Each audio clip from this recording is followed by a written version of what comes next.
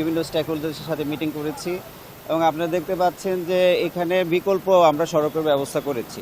Roads and হাইওয়েজের সাথে আমরা কোঅর্ডিনেশনের মাধ্যমে বগুড়ামুখী যেসব বগুড়া রংপুরমুখী যেসব বাস এবং ট্রাক বা যেসব পরিবহনগুলো দীর্ঘ ঘুরে যেতে হতো সেটা আমরা বাইপাস করার ব্যবস্থা করেছি এবং আমরা এইখানে নিশ্চিত করছি যেন যত্রতত্র যাত্রী ওঠানামা না করে। এবং আপনারা দেখতে পাচ্ছেন যে এইসব জায়গাগুলোতে অনেক জায়গা বেদখল হয়েছিল বিভিন্ন রকম হকারদের দ্বারা, আমরা সেগুলো উদ্ধার করার ব্যবস্থা করেছি, উচ্ছেদ করার ব্যবস্থা করেছি। হাতিকামরুলে একটা ইন্টারন্যাশনাল স্ট্যান্ডার্ড একটা ইন্টারচেঞ্জ হচ্ছে, তো ইন্টারচেঞ্জের কাজ চলমান আছে।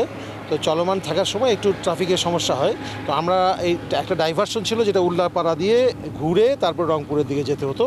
ঈদের সময় নর্মাল সময় কোনো সমস্যা হচ্ছে না, ঈদের সময় একটা সমস্যা হতে পারে এটা আমাদেরকে মনে হয়েছে, আপনারাও আমাদেরকে বলেছেন। তখন আমরা একটা অল্টারনেট চিন্তা করে আমাদের এইখানে যে র্যাম্পটা দেখতে পাচ্ছেন পিছনে, এই র্যাম্পটা কিন্তু আমরা অতি দ্রুত সম্পন্ন করে চালু করে দিয়েছি।